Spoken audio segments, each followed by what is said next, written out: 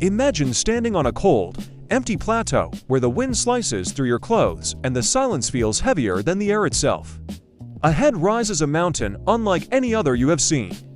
It does not look wild or chaotic like most peaks, but strangely calm, almost deliberate, as if it were placed there with purpose. People have climbed taller, more dangerous, and more unforgiving mountains, yet this one remains untouched. Not because humans cannot climb it, but because, for once in history, they decided they should not. This is Mount Kailash, a place where geography, faith, and mystery collide in a way no other mountain on Earth does. Before you think of it as just another beautiful landscape, ask yourself, what kind of place makes millions of people walk for days just to go around it, but never to the top? If you are drawn to stories that go beyond simple facts and figures, stories that explore why humans believe what they believe and fear what they fear, then stay with this journey until the very end. Somewhere between legends and science, between devotion and doubt, Mount Kailash has created a space where the human mind feels both small and curious. And that is where our story truly begins. On the map of Asia, Mount Kailash sits in the far western region of Tibet, near the borders of India and China. It rises to 6,638 meters, a height that is far from the tallest. Over 100 peaks surpass it, and many of them have been climbed repeatedly. So the first question naturally arises: if this mountain is not the highest, not the biggest, and not the most extreme, then why does it hold such a powerful place in human imagination? Why does it appear in religious texts, travel stories, and countless discussions as if it is more than rock and ice? From a distance, Kailash appears unusually symmetrical. Unlike most mountains, which look jagged and chaotic, this peak seems almost geometrically precise, like a giant pyramid rising from the earth. Its faces align with the four cardinal directions, sharp lines of light and shadow tracing their way across its surface. Watching the sun crawl across those faces, you begin to sense that this is not just another mountain. Something about it feels intentional, deliberate, almost sacred. But shape alone does not create legends. What truly sets Mount Kailash apart is what people believe about it. For religions, each with its own history and worldview, consider this mountain sacred. In Hinduism, it is believed to be the home of Lord Shiva and goddess Parvati, a place where divine energy flows freely. In Buddhism, it is associated with the deity Chakrasamvara and his consort Vajrayogini, considered a powerful spiritual center. In Jainism, it is known as Ashtapada, the place where the first Tirthankara, Rishabhadeva, attained liberation. And in the ancient Bon tradition of Tibet, which predates Buddhism, Mount Kailash is seen as the axis of the world, the meeting point of heaven and earth, for different belief systems, for different stories, yet one shared conclusion: this mountain is extraordinary.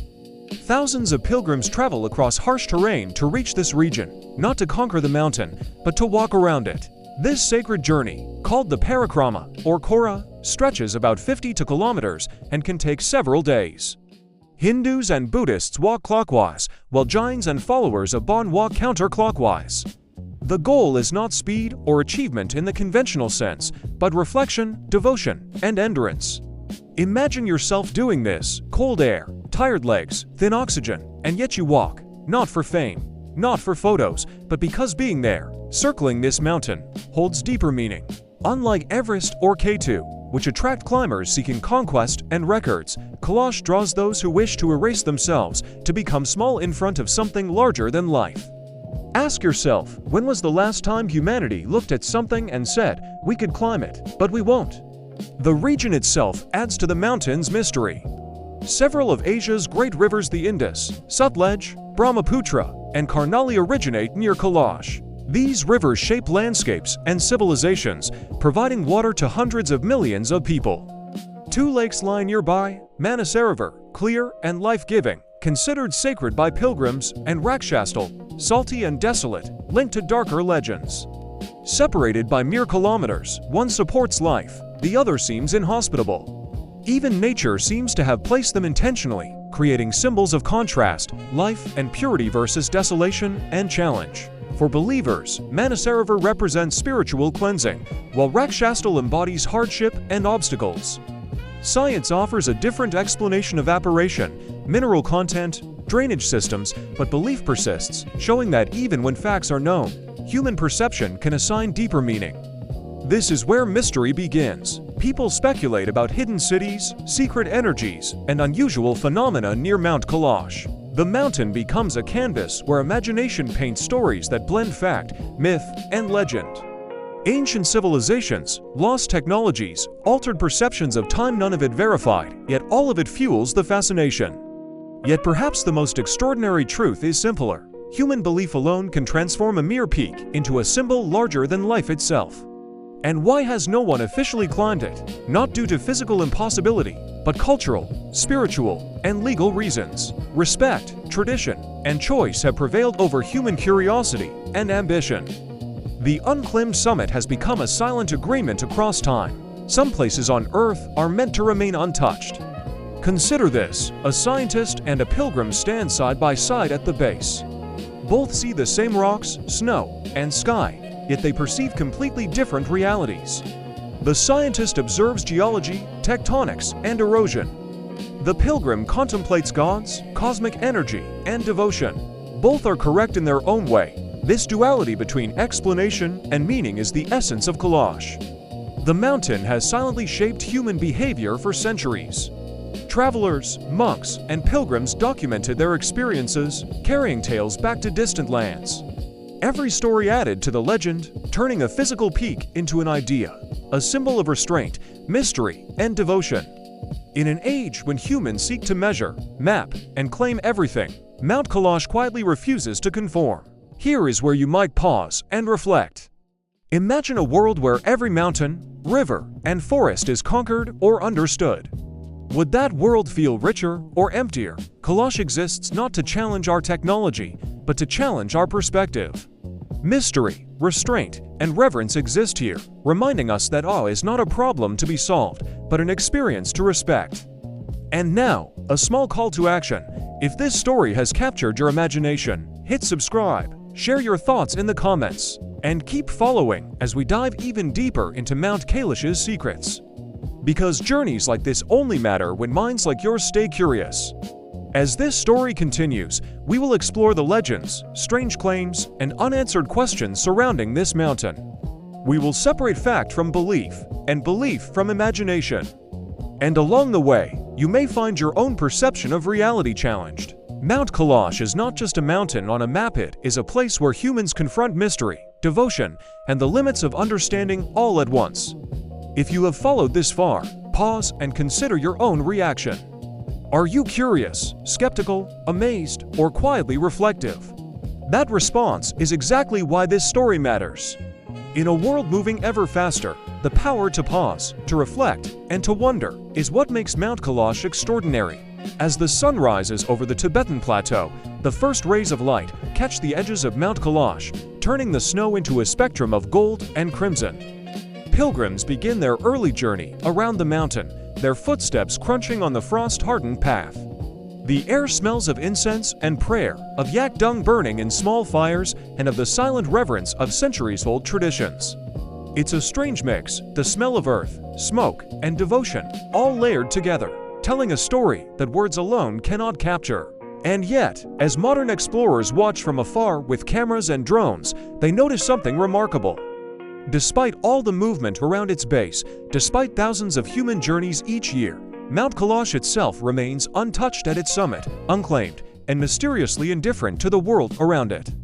This creates an unsettling question: how often does the human world encounter something that refuses to be fully possessed, no matter the effort, desire, or technology brought to bear? Some say that Kailash is more than a mountain, that it is a living force, a consciousness that cannot be conquered.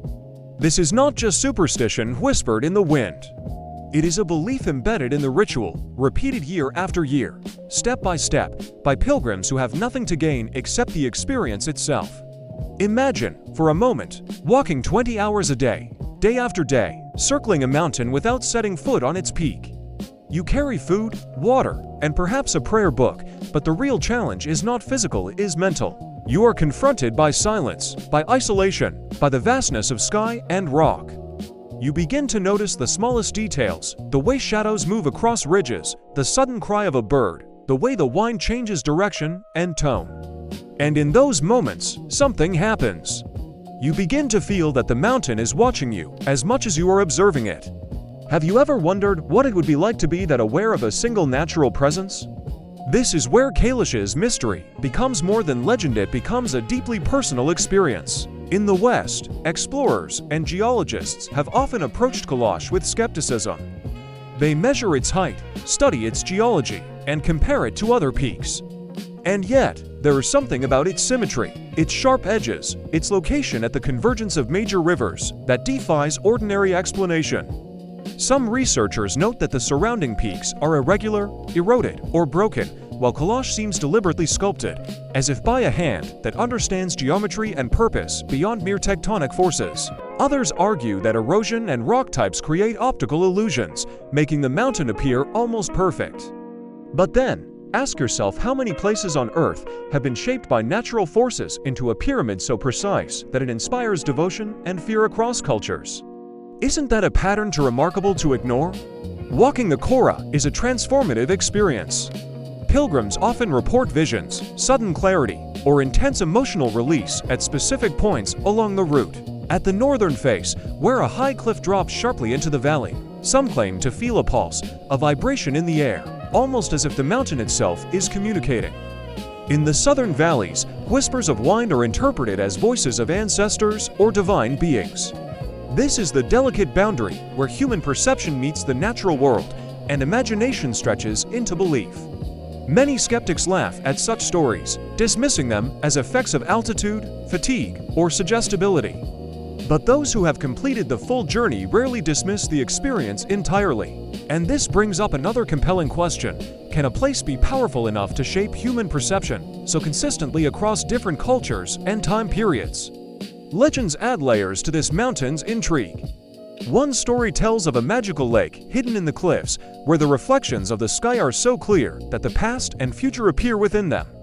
Another recounts that celestial beings descend to the peak during specific astrological alignments unseen by most, yet leaving signs that only the sensitive can perceive. In some oral traditions, the mountain is said to contain doorways to other worlds, a concept that has fascinated both scholars and esoteric seekers for centuries. Even if these stories are metaphorical, they illustrate the human need to connect meaning to extraordinary landscapes. How do we interpret a mountain that refuses to be ordinary? Through legend, devotion, or scientific inquiry? Perhaps the answer is all three at once. Modern technology has added new layers of mystery. Satellites can map the slopes, infrared imaging can detect shifts in rock formations, and drones can circle the summit safely. Yet each new piece of data seems only to deepen the questions. Measurements show no hidden caves large enough to house civilizations. The rock composition is ordinary granite, yet its angles, ridges, and shadows defy easy explanation in photographs. Even the weather is peculiar. The wind patterns around Kailash appear more turbulent than expected for its altitude, yet strangely stable along specific ridges. Local guides claim these patterns are divine protection, while scientists attempt to model them with meteorological software. Neither explanation fully satisfies the other. It is here that belief and observation meet, intersect, and occasionally clash, creating an ongoing dialogue between human curiosity and the enduring silence of nature. Consider the stories of individual pilgrims. One man, walking the Kora for the third time, described feeling the mountain breathe at dawn, as though it had a rhythm of its own. Another reported seeing strange lights moving across the peak in a pattern that did not correspond to any celestial body. A Buddhist monk spoke of experiencing a profound sense of oneness with the universe while meditating at a particular corner of the path, claiming that time seemed to stretch and bend around him. These personal accounts are difficult to verify, yet they persist. And their persistence is part of what makes Mount Kailash unique.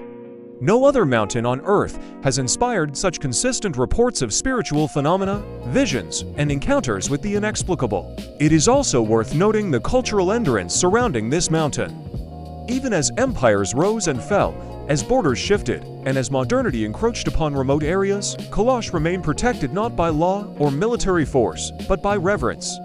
Local authorities today continue to respect traditional restrictions, limiting access to climbers and maintaining the sanctity of pilgrimage routes.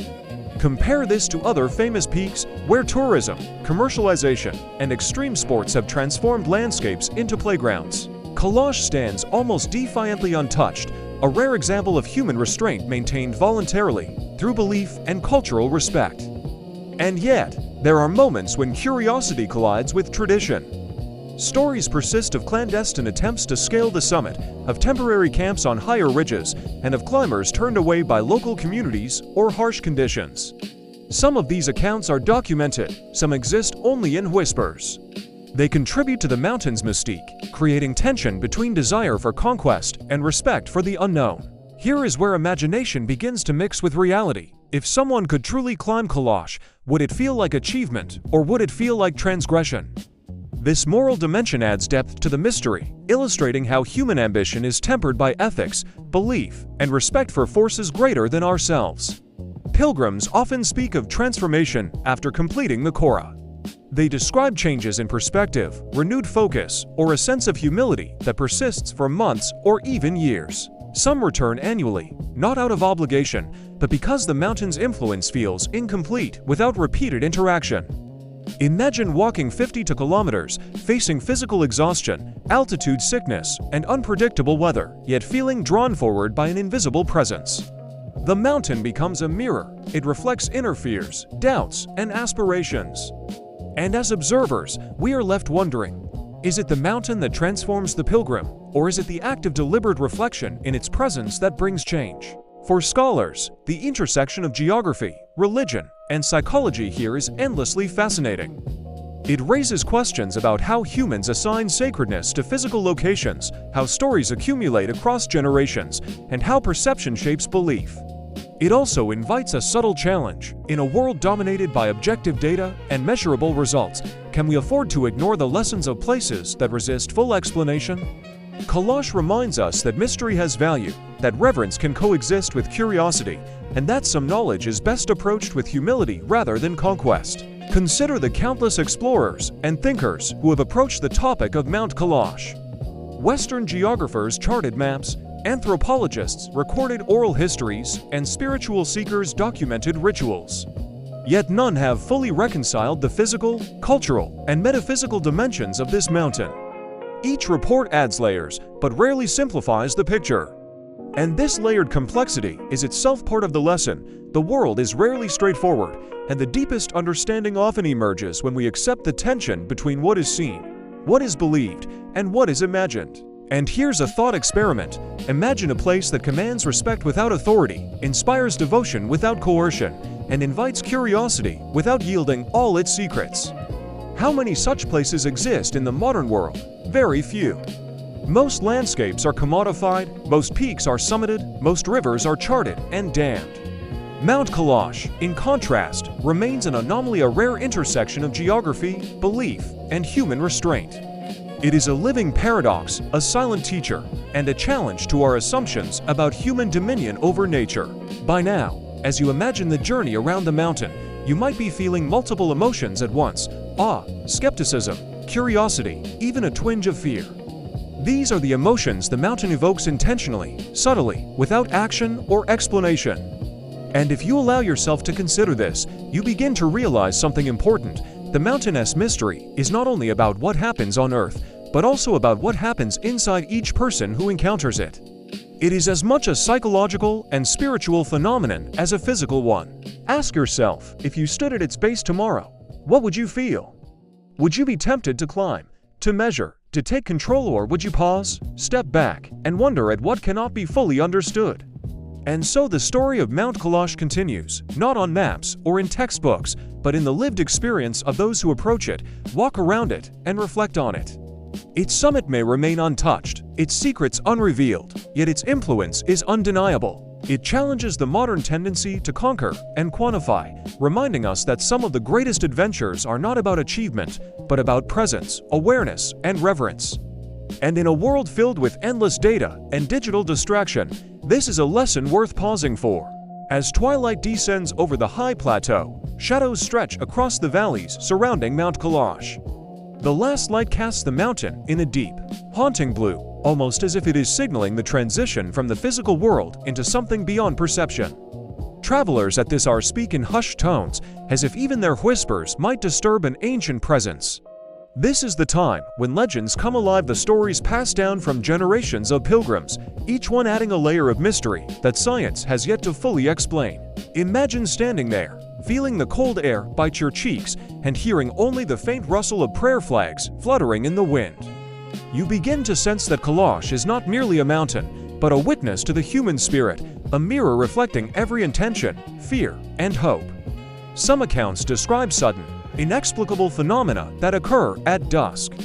Pilgrims report flickering lights across ridges or shadows that seem to move with purpose, independent of wind or terrain. A Tibetan guide once explained that these lights are manifestations of energy, remnants of prayers that have resonated for centuries. Scientists visiting the area suggest that they might be rare atmospheric refractions, optical illusions caused by the unique alignment of cliffs and sky. But here lies the enduring fascination. Multiple independent reports, sometimes from travelers unfamiliar with each other, describe eerily similar experiences. And so the question arises, are these events purely natural, or does the mountain itself possess a form of consciousness that interacts with those who approach it? The thought alone is enough to make even the most skeptical pause and reconsider. Pilgrims often describe an overwhelming sense of connection, not just to the mountain, but to the greater world. Walking the circumambulation path, their pace slows unconsciously. They find themselves listening more than speaking, noticing patterns in the wind, clouds, and wildlife. Yaks graze quietly, their presence strangely calming, while eagles swirl high above, their shadows briefly crossing the path as if acknowledging those who travel humbly. Imagine following this winding path for hours, days even, carrying your provisions, praying, meditating, and yet constantly aware of the enormity of the mountain and the silent eyes it seems to hold upon you. By the time the Kora is complete, many pilgrims report a shift in perspective. Life, its challenges, and even personal ambitions appear smaller, more manageable, or at times, surprisingly insignificant. Historical accounts add another dimension. Ancient travelers and explorers wrote of Mount Kailash long before it entered Western maps. They described a peak untouched by climbers, surrounded by rivers that eventually formed the Brahmaputra, Sutlej, and Karnali. Its strategic and geographical significance was immense, yet it remained a place of reverence rather than conquest. Imagine, for centuries, a mountain visible to traders, nomads, and empires, yet protected not by armies, but by spiritual and cultural respect. This unusual combination of natural prominence and sacred inviolability challenges modern notions of power, possession, and human dominance over the environment. In a world where most natural landmarks have been exploited or transformed, Kailash stands as an anomaly, a testament to restraint, devotion, and the subtle power of belief. The psychological effects on those who journey here are well documented, yet remain hard to quantify. Researchers studying high-altitude pilgrimages have noted that fatigue, isolation, and environmental extremes heighten sensory perception, often producing what are described as visions or moments of transcendence. However, the consistency of these experiences across generations, cultures, and religious practices suggests something more than mere physiological responses. Ask yourself, if thousands of people, separated by decades or even centuries, describe similar transformative experiences in the same location, what does that imply about the nature of the mountain itself? Is it the geography, the psychology, or an intersection of forces that defies easy classification? Local monks often speak of Mount Kailash as a teacher.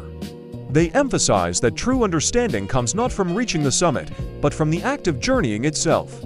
Walking the path, facing discomfort, and meditating amidst raw, untamed nature cultivates qualities that cannot be gained through mere observation or study. The mountain serves as a living classroom, and the lessons are subtle: patience, humility, endurance, and the ability to witness without controlling. Imagine sitting by a cliff, wind whipping around you, and realizing that you are entirely at the mercy of the environment, yet profoundly at peace. This paradox, central to the Kailash experience, has drawn spiritual seekers, adventurers, and scholars alike, all hoping to touch something eternal in the fleeting human moment. The legends of hidden lakes, doorways to other realms, and celestial visitation are deeply intertwined with geography and ritual. One story tells of a cave on the northeastern face where the light at dawn illuminates an inner chamber only briefly, revealing inscriptions that seem to shift their meaning depending on the observer's intent.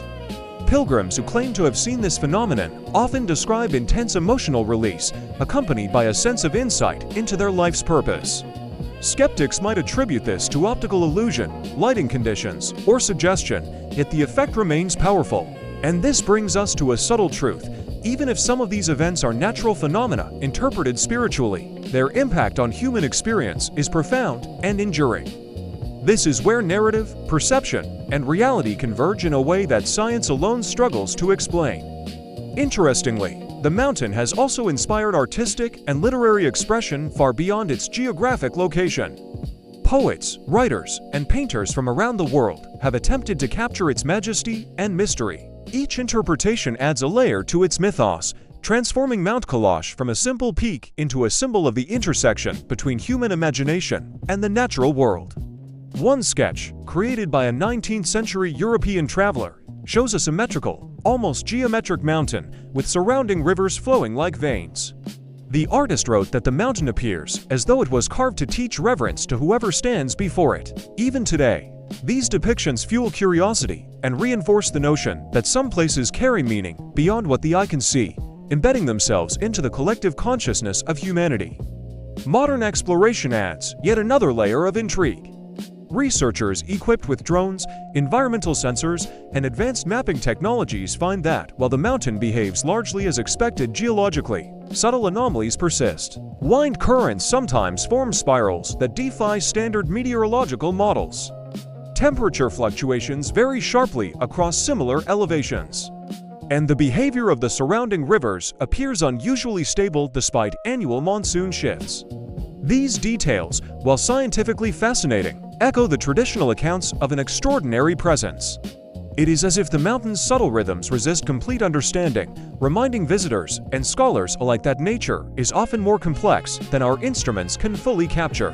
Perhaps the most compelling aspect of Mount Kailash's story is its ability to bridge the ancient and the modern, the spiritual and the empirical.